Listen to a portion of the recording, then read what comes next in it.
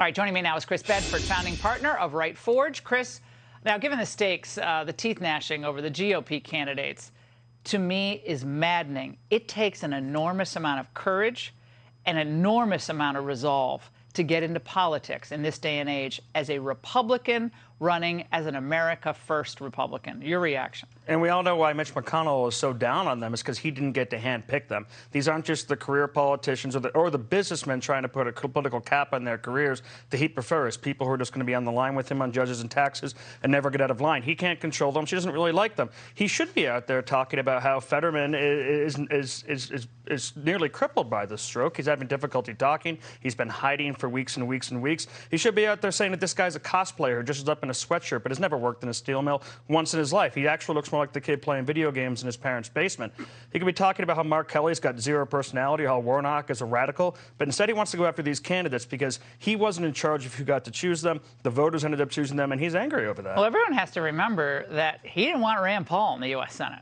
Not at all. He grudgingly had to go along with that, but he was against Rand Paul. Mitch McConnell has always done whatever Mitch McConnell wants to do, whether it was the Tea Party movement, where he would just say, Tea Party, while doing what McConnell wanted to do, or during Trump's administration, when he would yell MAGA while doing exactly what Mitch McConnell wanted to do. He's in charge. But one of the ways to break that is to get outside money in that. Mitch McConnell is someone who Blake Masters, who pushed back a lot against Mitch McConnell, had to go and kind of apologize to almost and speak kindly of, because McConnell controls so much money. Where are all the donations that are going to President Trump? He should be using that money to help be a kingmaker, not just in the rallies, but in helping to support these candidates. I agree. So they don't need McConnell's help. Trump's got to pony up money in these races. I 100% agree. We lost those Senate seats in Georgia. I think that was really bad. I don't think we needed to lose those.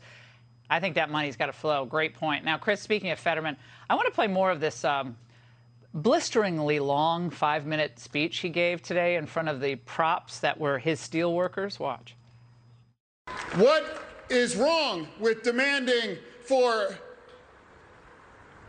an easy, safe kind of their income, a path to a safe place for them to win, or excuse me, to work, and make sure that we deliver what we need to make sure we deliver an advocate for the sacred union way of life. Chris, there's obviously something wrong with Fetterman, and we can't let our compassion for him get in the way of what's at stake here in this race.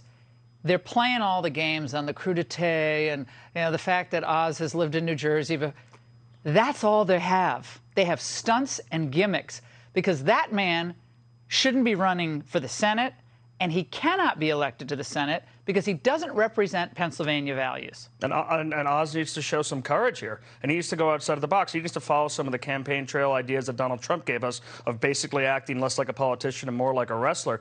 Go over to Fetterman's house, bang on his door, say, come out and debate me. Why don't we have a conversation? The guy inside there, he can barely string together a sentence. You want to send him to the U.S. Senate? Come out and speak to me. Instead, Oz wants to release these videos. Fine. I think Oz would be a better senator, obviously. Fetterman's record would put him exactly in line with whatever Joe Biden and the Democrats wanted. They're no longer a populist party, but Oz needs to step up and challenge him and call him out in the things that you're saying right now. I think we have to deal with the soldiers on the field that we have. These are the political soldiers we have. It's in some cases it wasn't the army we wanted, but this is the battle ahead of us. And Republicans who are throwing, shade on these candidates, I have no words for them, and they're not words I could say on TV. And McConnell's shoveling money to Murkowski, no problem. The voters in her state don't even want her, the Republican voters. He has no issue putting money toward that, but he doesn't want to help out these guys. We need not only McConnell to step up, but also President Trump and the other populists to step up with the money that they have to push this over. Herschel Walker, Oz, Masters, we're going to talk to in a few moments.